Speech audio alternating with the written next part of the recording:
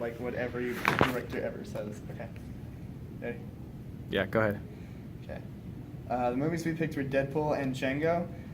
Deadpool is a modern-day super anti-hero movie where Deadpool goes on a reckless murder spree to save his girlfriend. Django is a Western set revenge story of mostly lawful vigilante justice from the point of view of a recently freed slave. Django and Deadpool are similar movies in their use of gore and ability to make the audience uncomfortable. They differ in how the main character acts in the gory scenes and how they choose to make the audience uncomfortable. So the end scenes in Deadpool versus Django Unchained are similar yet different, where you have Deadpool, who is immortal, goes crazy, just does whatever he wants to kill the bad guy, and then you got Django, who has to be smart and savvy and strategic and realistic. So while both scenes have a similar outcome, they both have a completely different approach. Django and Deadpool both have scenes in their movies that make the audience uncomfortable pretty unanimously.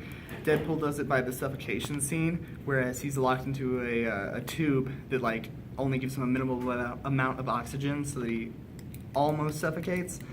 And me as a viewer, that made me really uncomfortable. Whereas Django had a scene where a man was literally ripped apart by dogs, and that was a really uncomfortable scene for me too, mostly because I was eating.